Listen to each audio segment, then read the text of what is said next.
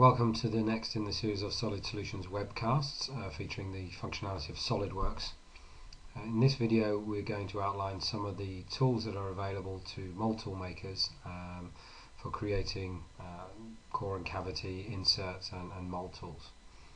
So we're going to start the demonstration with an imported model. It doesn't have to be a SolidWorks model. We can import it from a variety of other systems.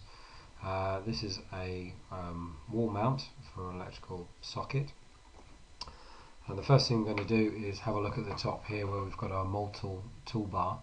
We've got various steps to go through, the first being to create the parting line.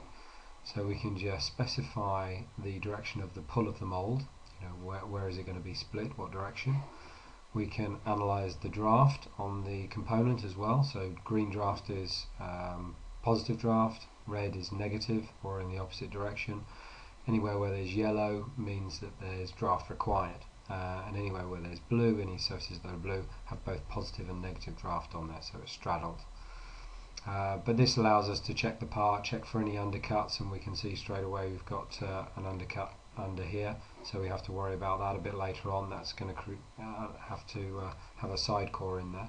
But for now I can see that SolidWorks is telling me that we've got a complete parting line, but it can't split the part at the moment because we've got quite a number of holes in there. We need to create some shut-off surfaces.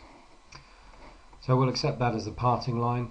The next icon is to create shut-off surfaces, and it's just simply a case of hitting that button, and you can see SolidWorks is very good at picking up all those holes, so it will make sure that you've got them all.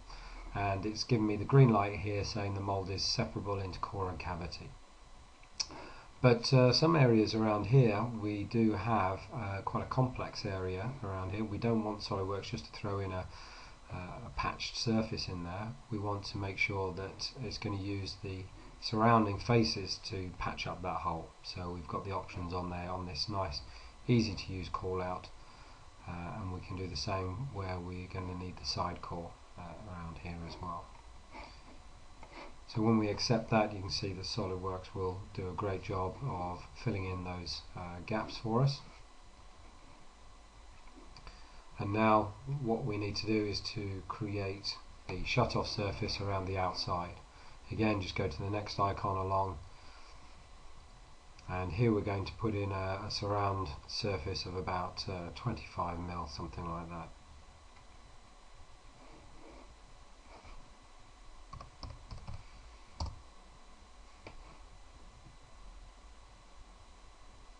Again, SolidWorks is giving you a preview of what it's going to give you, which is a great help and saves you a lot of time. So there you can see it's done a good job of creating a radiated surface away from there. And now we're going to create the core and cavity blocks. We've created all the surfaces we need.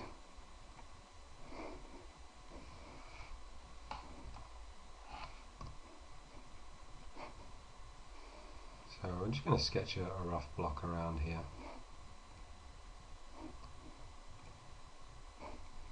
So you can see that we got the option to specify the depth for the cavity block and the depth of the core block, and we just hit the tick, and SolidWorks has done a lot of things for us automatically. It's created the blocks, but it's also cut them back to the surfaces. So I can just hide the surfaces here, and we'll also hide the parting line as well.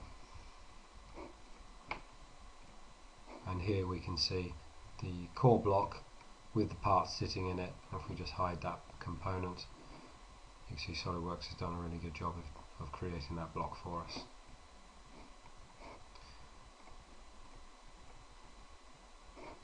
And have a look under the cavity block as well, and again everything is all there.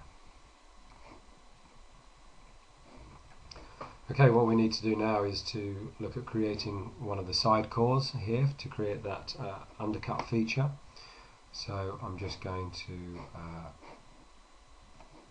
ask SolidWorks to create a core here, and it would be good if I can put on my wireframe view here. So now we just need to sketch the shape of the side core. Here's the hole that we're trying to fill in, so I'm just going to sketch something down approximately.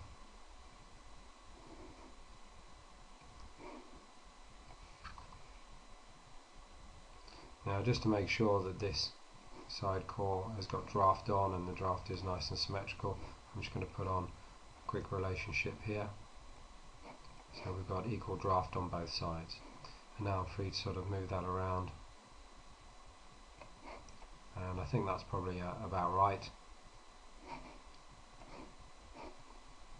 So now if I rotate this around, you can see that SolidWorks is giving us a preview of this side core, and I can just drag that into the object, but it's only going up as far as it needs to create the side core. And that does a number of things. It not only creates the side core, but it creates the hole for that side core to go in. So if I just move this component away,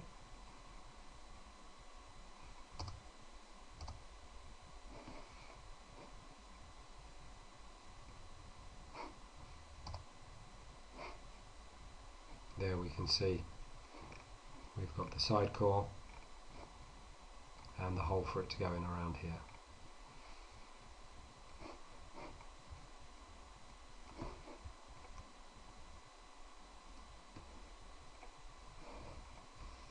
Okay, that's not all. We need to create some core pins. So that process again is very simple. Using the same command as the side core. So when I look from the top here and I go into my wireframe, I could probably do with some core pins around here.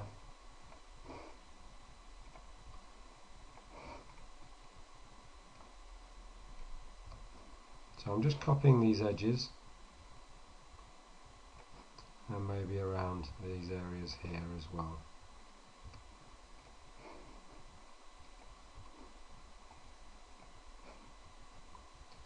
And maybe I'll select that area here as well. I just need to close up these circles around here because I only extracted a single arc. Okay, so we've got all the cores that I need on here, or actually apart from one.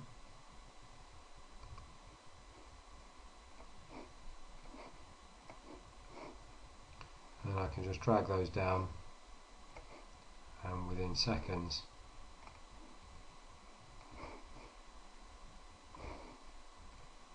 we will see that all the pins have been created.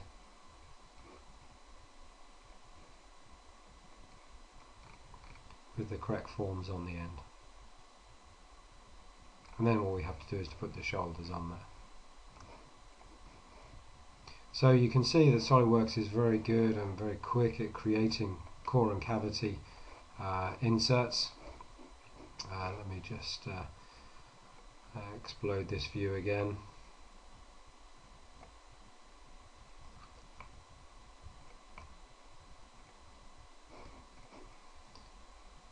And we have all the details we need to put into a mold base now. So very quick and easy, just takes a lot of the hard work out of creating core and cavities.